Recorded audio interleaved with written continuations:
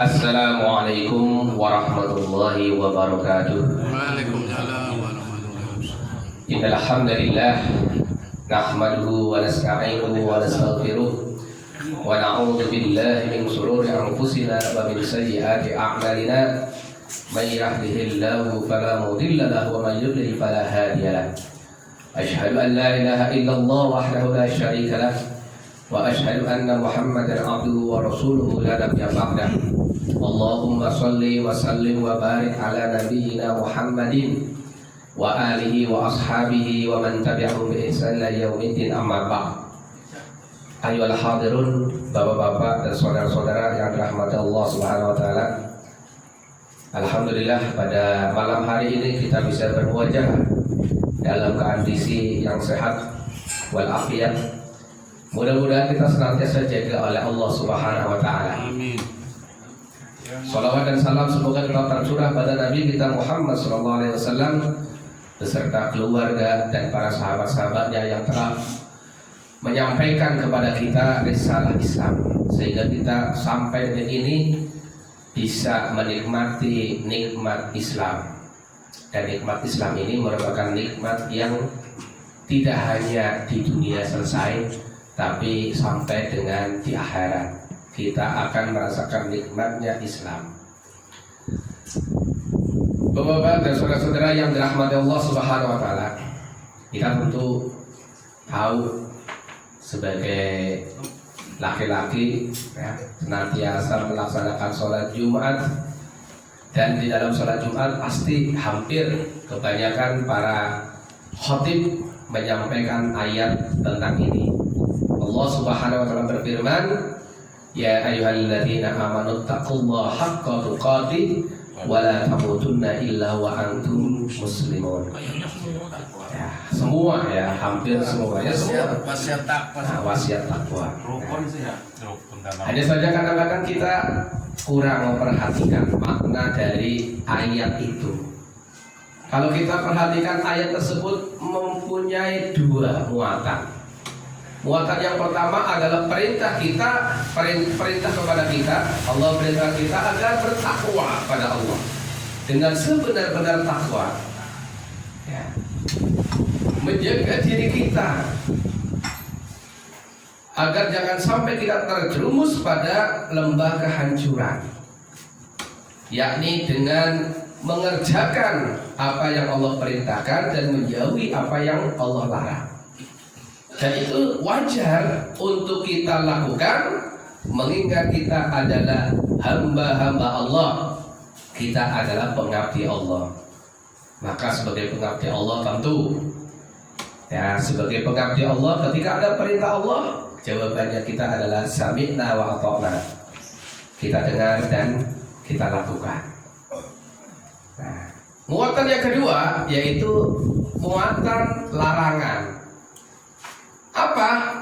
Allah melarang kita, wala tamutunna illa wa antum muslimun. Dan janganlah kamu mati. Mati kok sepertinya kasar ya, meninggal. Loh, mati itu bahasa Arab, Pak. Ya, mata yang utuh itu mati diartikan. Ya udah, mati ya mati. Ya, memang bahasa Indonesia itu ada, walaupun berbeda dengan bahasa Jawa yang unggah-ungguhnya sangat banyak, bahasa Indonesia juga punya unggah-ungguh. Contoh, kalau Allah itu berfirman, kalau Nabi bersabda.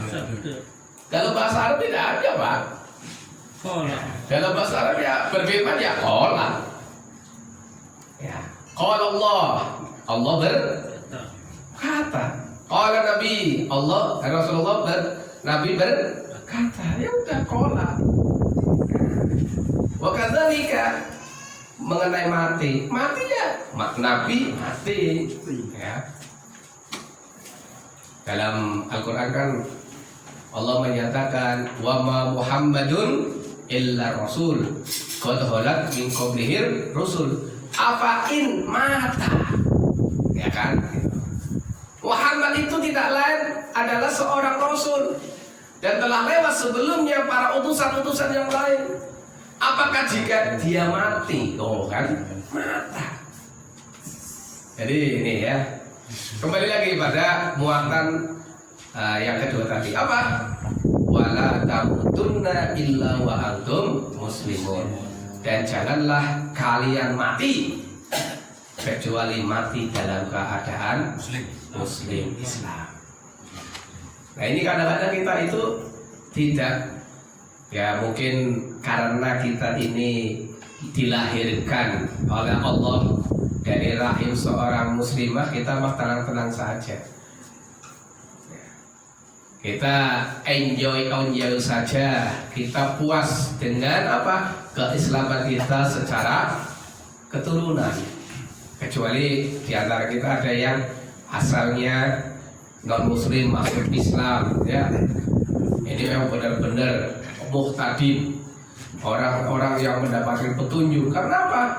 Yang dia dilahirkan bukan muslim, kemudian dia bisa muslim. Ini merupakan muhtadin, orang yang mendapatkan petunjuk karena dia mencari petunjuk.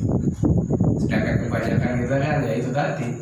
Kenapa Islam? Ya karena bapaknya Islam, ibunya Islam, mbahnya Islam, lingkungannya Islam. Ya udah. Tapi nggak apa-apa. Kita Islam secara keturunan nggak apa-apa. Tapi yang tidak diperbolehkan adalah apa? Kita jangan berpuas diri terhadap dengan keislaman kita yang model semacam ini. Artinya apa?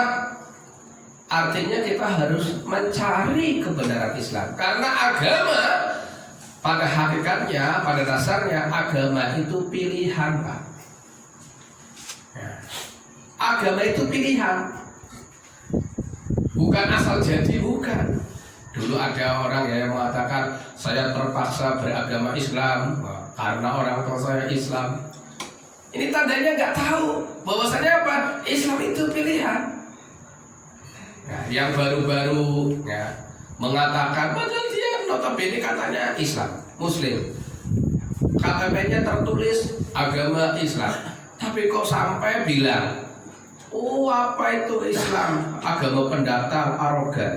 Nah ini menunjukkan ya, walaupun kita tahu siapa dia ya, kadar keislamannya seperti apa ya, nggak usah kita bahas. Tapi ini menjadi ide, apa namanya?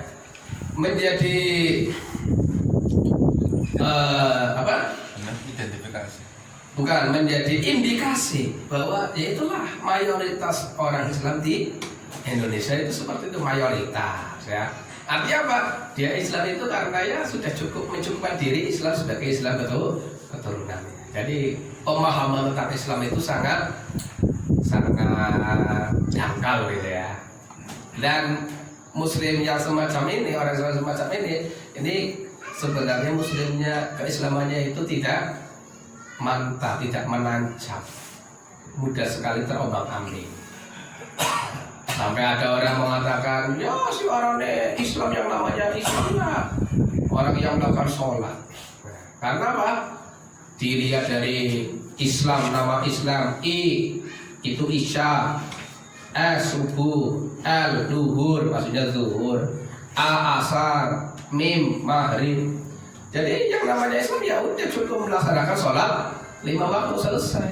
Apakah seperti itu? Nah ini pemahaman orang Islam sendiri terhadap Islam itu sangat dangkal.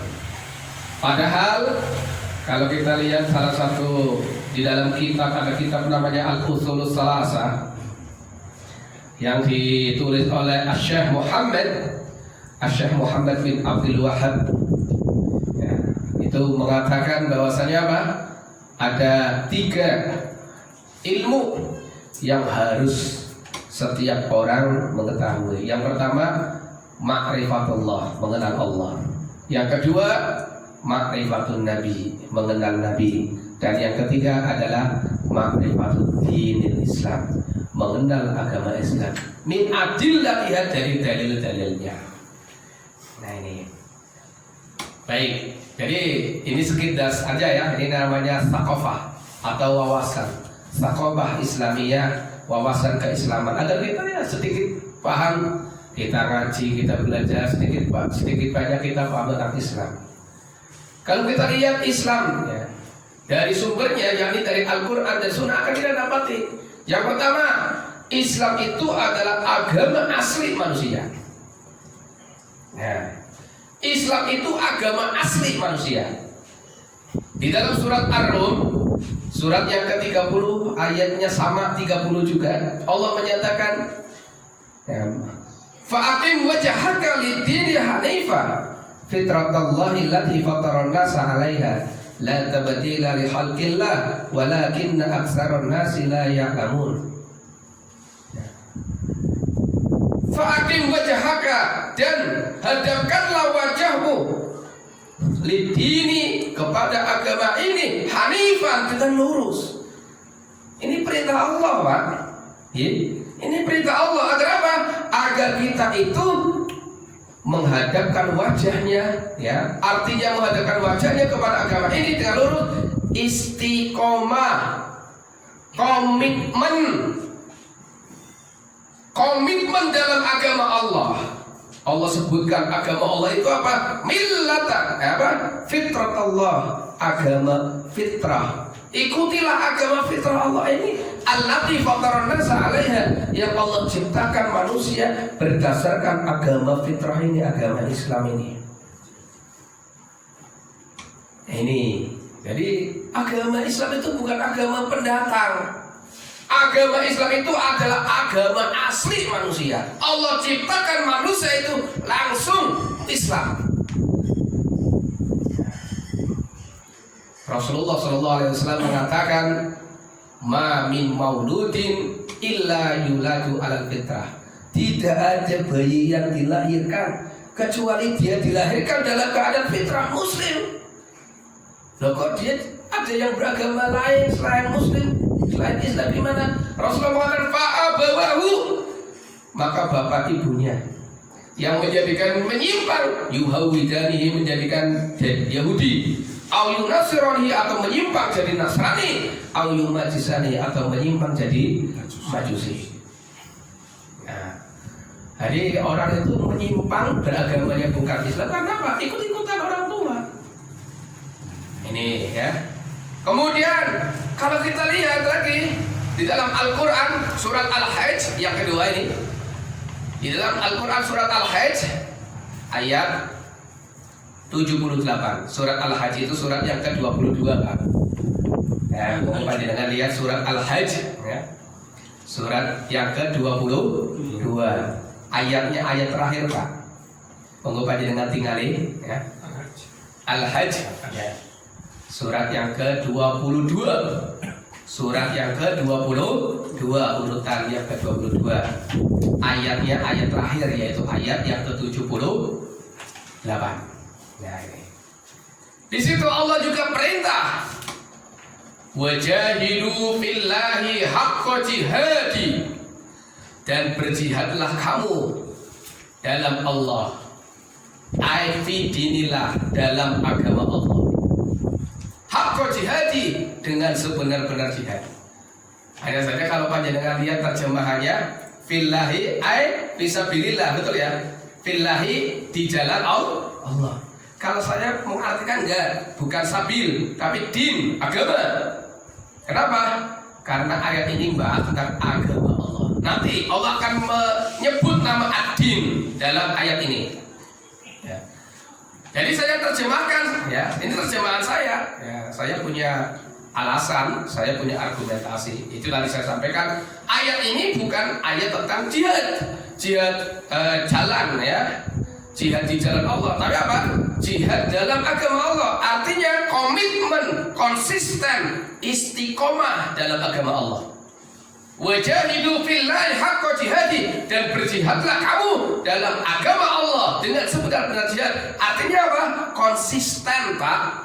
Istiqomah, komit dengan Islam sampai mati. Makanya Allah perintahkan dalam surah Al-Imran, wala tamutunna illa wa antum muslimun. Janganlah kamu sekali-kali mati kecuali mati dalam keadaan muslim. Ini kita disuruh oleh Allah untuk komitmen dengan keislaman. Allah melanjutkan, huwajtabakum, dia yang memilih kalian. Artinya apa? Dia yang memilih agama Islam untuk kalian. Jadi agama Islam itu agama pilihan Allah. Ya, nanti lain waktu saya sampaikan kenapa Allah hanya milih Islam. Padahal agama kan banyak ya Pak. Ada agama Hindu, Buddha, Kristen, Konghucu, ya. Tapi kok Islam yang dipilih, yang lain tidak. Tadi waktu habis sholat maghrib ngaji, anak-anak saya ngaji ke saya tunjukkan. Nih loh Islam. Ya ini Islam. Ya nanti lain waktu karena bahasanya nanti beda Pak. Ya insya Allah lain waktu kita ditemukan oleh Allah kembali, saya akan sampaikan kenapa Allah itu hanya memilih Islam. Inna dina indallah Islam. Hanya agama Islam yang diridhoi, diakui oleh Allah. Hanya Islam. Yang lain kok tidak. Ya. Nanti saya sampaikan pada pertemuan yang akan datang yang akan datang ya insya Allah kalau kita diperkenalkan bertemu kembali saya sampaikan. Jadi Allah telah memilihkan agama Islam untuk kamu.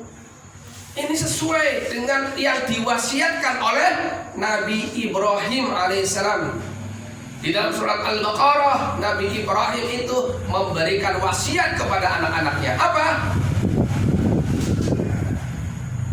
Innallaha astafa lakumuddin fala tamutunna illa wa antum muslimun.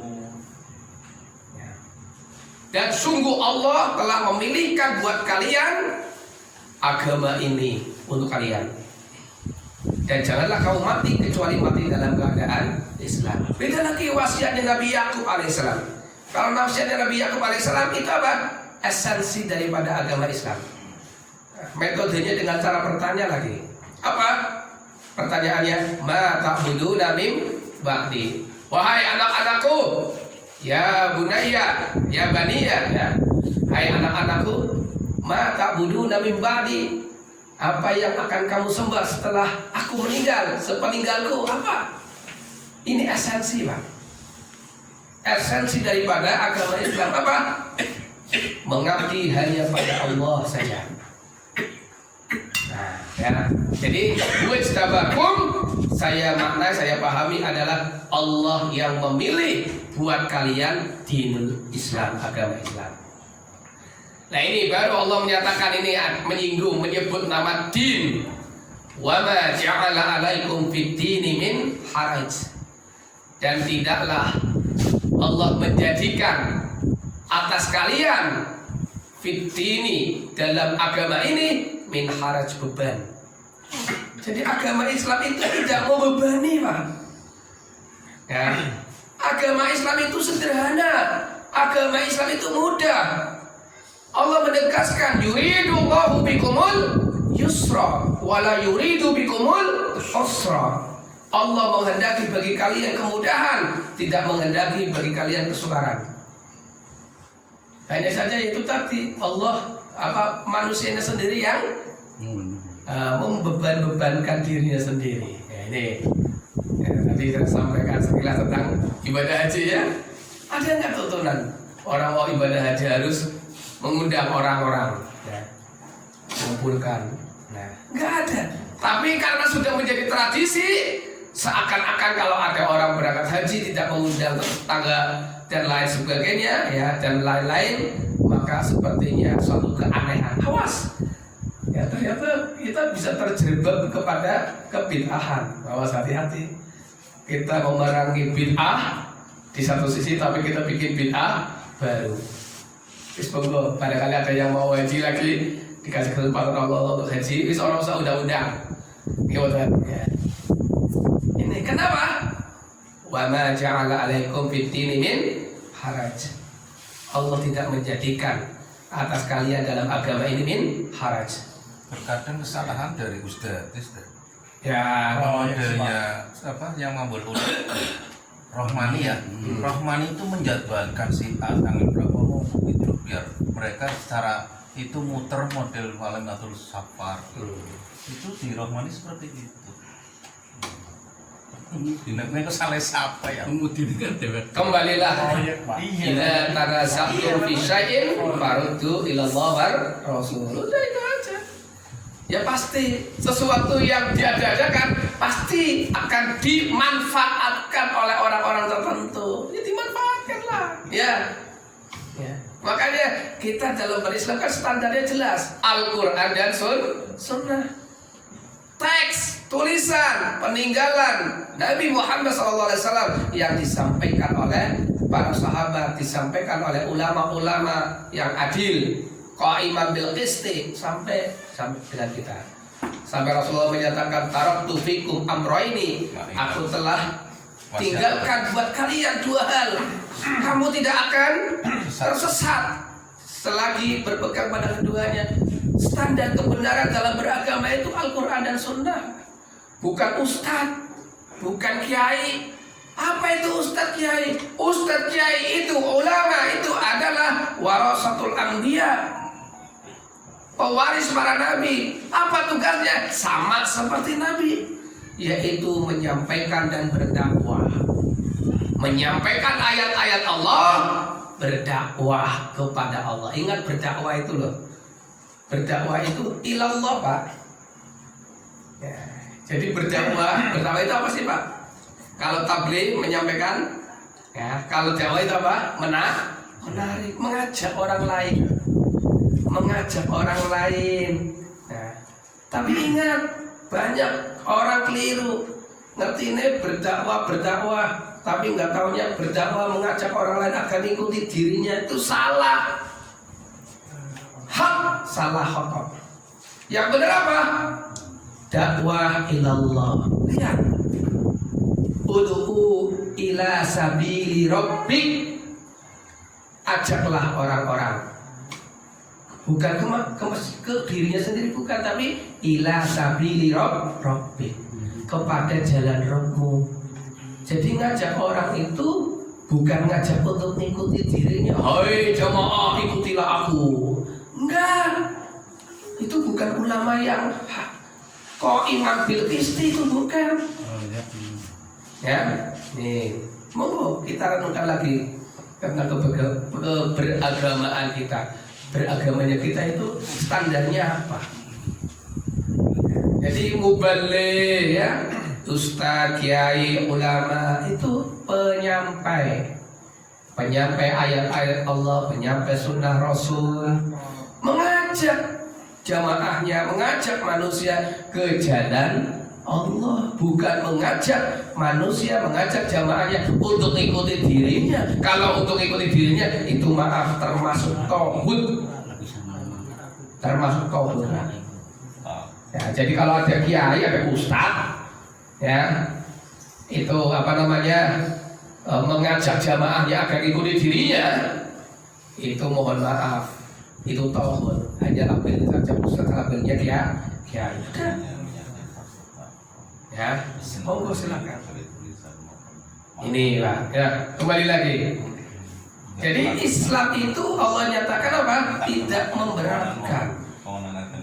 Kemudian Allah menyatakan lagi, millata abikum Ibrahim. Dialah Allah yang telah ikutilah agama nenek moyang kalian ini. Agama millata abikum, ikuti agama bapakmu ini, yaitu Ibrahim. Wasamakum muslimina min qablu. Dialah yang menamakan kalian dengan nama Muslim min qablu, sejak dulu, bahkan sejak sebelum Nabi Ibrahim alaihissalam itu Allah nyebut Muslim, Pak. Sejak dulu nenek moyang kita berarti apa? Nabi Adam alaihissalam itu Muslim, Nabi Nuh Muslim, Nabi Hud, Nabi Saleh, Nabi Lut Muslim, termasuk Nabi Musa, Nabi Harun, Nabi Dawud, Nabi Sulaiman Muslim. Awas jangan katakan Nabi Musa itu Yahudi, Nabi Dawud, Nabi Sulaiman itu Yahudi. Bukan, mereka adalah Muslim. Termasuk Nabi Zakaria, Nabi Yahya, terakhir Nabi Isa alaihissalam itu Muslim.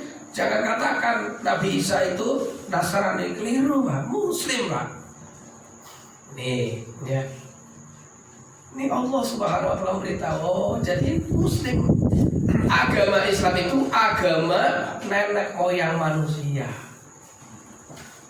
Nah, tadi Rasulullah SAW menyampaikan bahwasanya apa? Bapaknya lah yang menjadikan dia Yahudi, Nasrani, Majusi.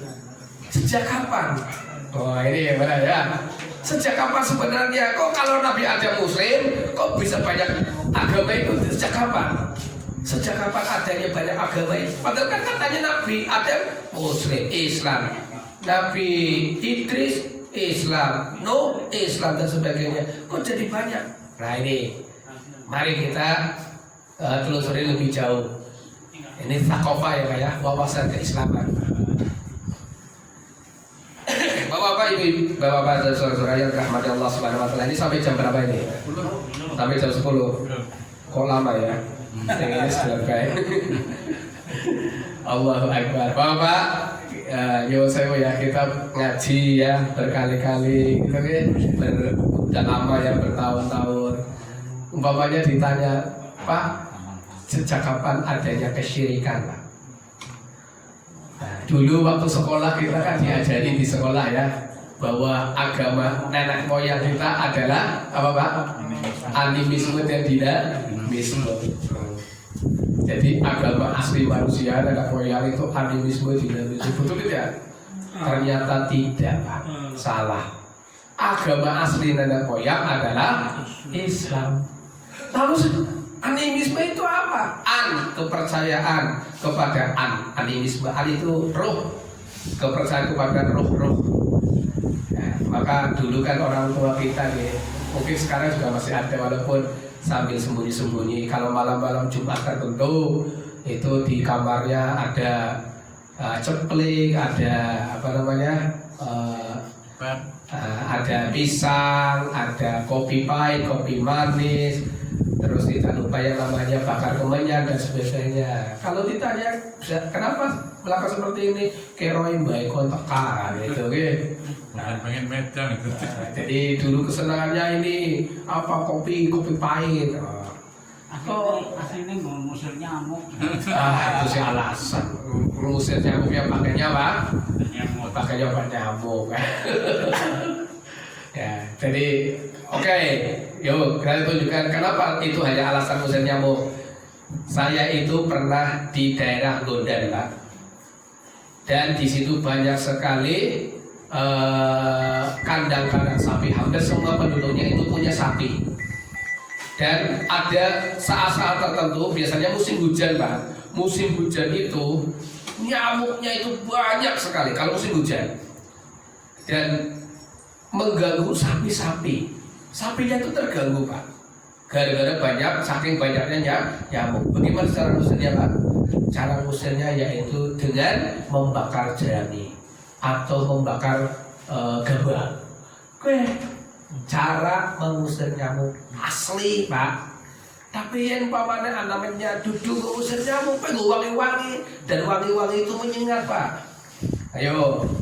Dan kenapa pakainya apa namanya? Pakainya menyan, baunya kan menyengat wanginya. Itu menarik jin-jin. Jin-jin itu suka hal-hal yang menyengat, suka hal yang remeng-remeng. Makanya ada orang katanya kan pengen ngurus jin, pengen lihat jin, kamu baca surat jin nanti. Maka kan salah satu adab masuk ke kamar mandi, masuk ke WC itu adalah apa? Doa. Allahumma inni a'udzubika minal khubuthi wal khaba'ith. Ini sering dilakukan apa enggak ya Pak? Lupa. Oh ya, syukur kalau sering ya. Karena apa? Nabi mengatakan itu di WC, di kamar mandi itu banyak apa? Banyak jin-jin, karena jin itu suka pada tempatnya kotor-kotor. Monggo panjenengan cross check ya. Ini ya, timbang dengan barometer asli Islam, Al-Quran dan Sunnah. Nah ini. Baik, kembali ya. Jadi animisme, percayaan kepada roh-roh. Dinamisme, kepercayaan pada benda-benda yang dikeramatkan, benda-benda sakti. Ini adalah apa? Ini merupakan bagian daripada paganisme. Wah, oh ya, paganisme siapa? Nah, saya buka-buka ya baca-baca, ternyata paganisme itu orang yang berpaham menyembah pada berhala. Oh, nyembah berhala. Dalam bahasa Arab atau Al-Quran menyebutnya syirik. Jadi bahasa lainnya paganisme itu adalah kesyirikan. Sejak kapan dalam sejarah manusia kesyirikan atau paganisme mulai muncul? Ternyata kalau kita lihat dalam Al-Quran, kesyirikan atau paganisme itu muncul sejak masanya Nabi Nuh alaihissalam. Ya, sejak masanya Nabi Nuh alaihissalam. Diterangkan bahwa dari mulai Nabi Adam sampai 10 generasi itu orang-orang hanya memahami Allah Tuhan itu satu, tidak nampak. Jadi masih murni. Nah, sejak masanya Nabi Nuh mulai orang-orang menyembah, menuhankan berhala. Apa? Sesembah-sembah selain Allah. Memang orang-orang awam itu yang memahami yang namanya berhala itu bahasa gambarnya nyembah patung ya. Walaupun tidak semua berhala itu wujudnya patung. Orang-orang Mekah sebelum Nabi Muhammad mengajak mereka masuk ke agama Islam, memeluk agama Islam, memeluk agama nenek moyang asli manusia, nenek agamanya Nabi Ismail, agamanya Nabi Ibrahim. Mereka itu mempunyai berhala, malah disebut dalam Al-Quran ada Lata, ada Uzza, ada Manat. Dan berhala yang tidak disebut dalam Al-Quran itu ada Hubal, tapi terkenal dalam literatur sejarah Islam. Ada yang namanya berhala Hubal. Kalau berhala Hubal itu wujudnya memang patung manusia, Pak. Patung manusia itu Hubal itu berhala yang paling besar, terbuat dari batu akik, warnanya merah kehitam-hitaman.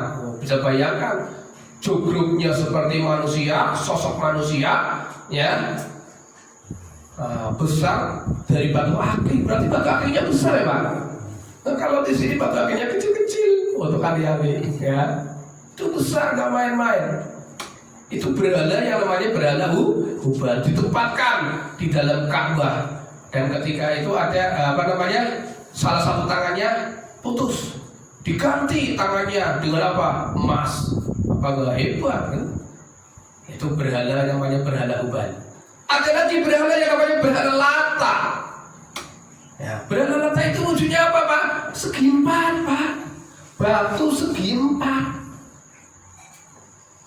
Ya, disebutkan bahwasanya berhala Lata itu dulunya orang yang sangat dermawan. Sebelum Nabi Muhammad itu ada orang yang sangat dermawan namanya Lata, suka membuat adonan gandum, membuat roti dari gandum, nanti dibagi-bagikan kepada orang-orang yang jamaah haji. Apa nggak baik, nggak soleh, dermawan, wah dermawan Pak. Nah, saking baiknya ketika meninggal banyak orang-orang berziarah. Makanya ada yang menyebutkan itu yang namanya Lata itu yang wujudnya adalah batu segi empat itu adalah batu nisannya. Nah itu dijadikan apa? Dijadikan tempat mencari berkah. Oh, ini berhala wujudnya apa? Wujudnya batu segi empat, bukan patung. Nah, ada lagi yang namanya berhala Uzza.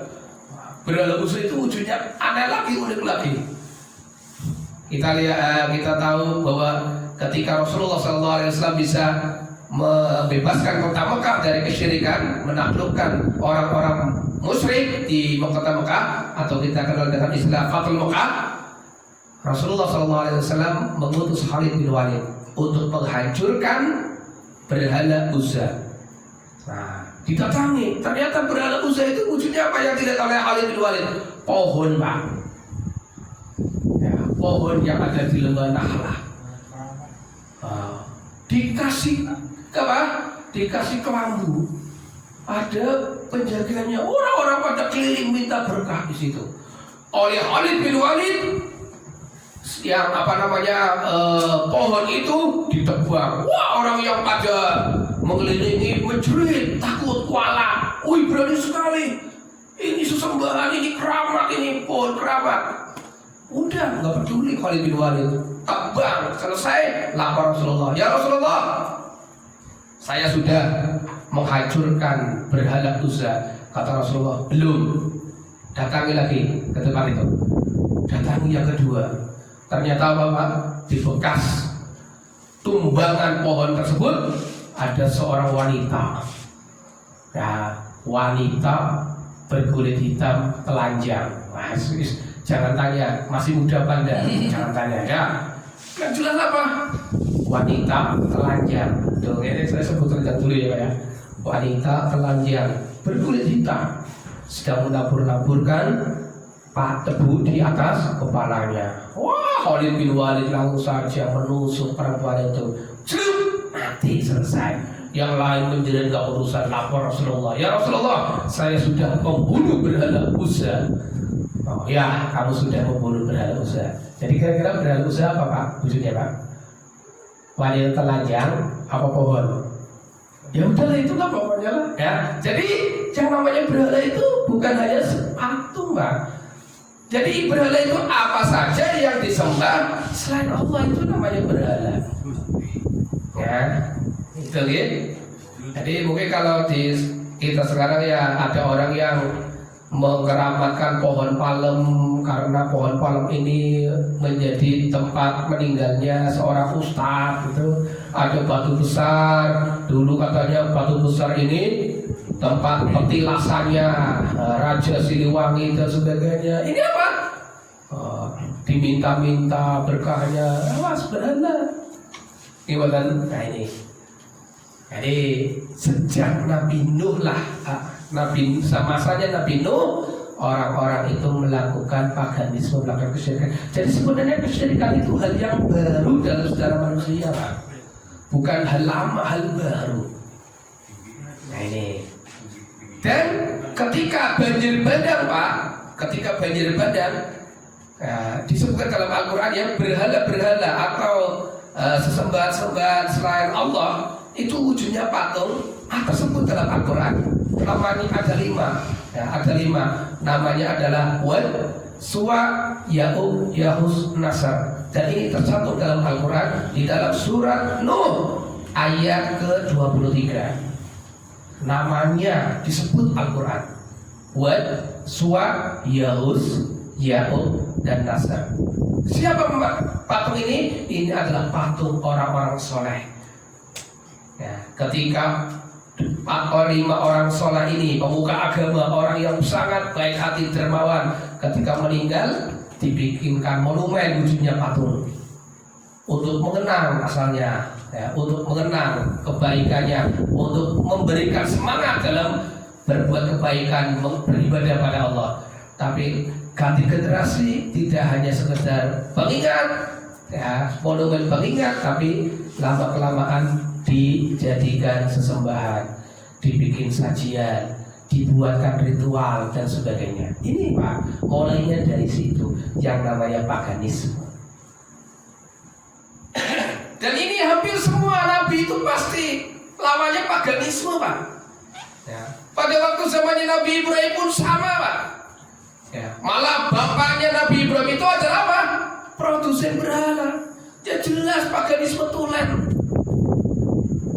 Yang unik Pak, yang unik ya. Pada zamannya Nabi Ibrahim itu kerajaannya kerajaan Babylon ya. Kerajaannya siapa? Kenal ya Pak? Namrud. Yang unik Pak, Namrud itu bukan orang yang bodoh Pak. Bukan orang yang mudah mempercayai sesuatu, tidak. Namrud itu orang pandai Pak, orang cerdas Pak. Jangan salah, Namrud itu bukan paganis. Bukan orang pagan. Jadi paganisme itu syirik. Ya, orangnya orang yang beragama paganisme itu disebut orang pagan. Kalau dalam Islam paganisme itu adalah syirik, orangnya disebut musyrik. Tapi yang namanya Namrud, Raja Namrud itu bukan pagan. Loh, kok bukan pagan? Soal apa? Dia adalah ateis. Loh, ateis kan nggak percaya Tuhan? Bukan Pak. Orang ateis itu bukan orang yang tidak percaya adanya Tuhan, bukan. Tapi orang yang tidak mempercayai Tuhan, Pak. Percaya adanya Tuhan, percaya, tapi masa bodoh nggak urusan dengan aturan Tuhan, itu ateis, Pak. Yang kedua, ciri khas yang kedua orang ateis itu adalah apa? Orang yang tidak yakin adanya hari akhir. Nah, ini orang ateis, Pak. Nah, bisa dibuktikan orang ateis ini kalau dia itu teraniaya, dia itu akan putus asa, skeptis. Orang ateis ketika dia itu jadi orang yang teraniaya, orang bawah, dia itu tidak punya semangat juang. Dia itu hanya pasrah. Dia itu hanya mengeluh. Ya, dia itu skeptis. Skeptis itu artinya putus asa. Bahasa Arabnya itu ayas. Tapi Pak, kalau dikasih jabatan, dikasih kekuasaan oleh Allah, dia itu semena-mena zalim. Ya, maka kita bisa lihat dalam Al-Quran kezaliman Namrud. Dia punya kuasa. Nabi Ibrahim ngasih tahu bahwa Rabbnya itu bisa menghidupkan dan mematikan. Namrud tidak akan mau kalah, dia juga bisa. Maka dengan kekuasaannya, yang dia kehendaki hidup, yang dia kehendaki mati, bunuh. Kejam, Pak. Kenapa? Nggak urusan akhirat. Maka orang yang tidak urusan akhirat, tidak percaya adanya hari akhir, malah menantang bilang hari akhir, neraka, memangnya pernah ke sana. Nah, ini ateis, Pak. Kalau dia dikasih kuasa, dia punya kekuasaan, dia pasti zalim, Pak. Lah Namrud ini, Pak, zalim, Pak. Ya, Namrud ini zalim. Enggak, mati. Dah. Ya. Namrud ini zalim. Kesel. Ya udah ya. 5 menit. Nih. Dan dia menggunakan paganisme. Oh ini ya. Orang ateis itu seperti itu, Pak. Dia akan menggunakan paganisme untuk apa? Melanggengkan kekuasaannya. Kita nih, Pak. Ya. Orang yang ateis ketika dia punya kuasa, dia itu zalim dan dia akan menggunakan paganisme. Untuk apa? Untuk melanggengkan kekuasaannya. Nah, kita bisa saksikan orang yang paganis, orang yang ateis. Ya contohnya Hitler, ya kan? Jangan dikatakan Hitler itu orang paganis, bukan, dia orang ateis. Maka dia gunakan paganisme untuk melanggengkan kekuasaannya. Maka lambang Nazi itu apa? Lambang swastika itu yang cerah-cerah itu kan? Itu paganisme dan dia gunakan untuk melanggengkan kekuasaannya. Ketika suatu penguasa dia ateis, dia akan gunakan paganisme untuk melakukan kekuasaannya. Kerjanya walaupun dia harus mengeluarkan biaya. Adakan perayaan ini, sedekah ini untuk apa? Dibiayai oleh APBD sekalian. Untuk apa? Melanggengkan kekuasaan. Demikian juga Fir'aun. Oke. Ya inilah Bapak, agar kita sedikit mengenal tentang paham-paham selain Islam yang menyimpang. Jadi dengan ini kita tahu bahwa kesyirikan atau paganisme itu bukan hal yang dulu, tapi itu hal baru dalam sejarah umat manusia di muka bumi. Maka kita hendaklah berpegang teguh kepada agama asli manusia, agama asli para nabi, agama fitrah, yakni agama Islam. Wallahu a'lam bishawab. Mudah-mudahan bermanfaat. Assalamualaikum warahmatullahi wabarakatuh. Waalaikumsalam warahmatullahi wabarakatuh.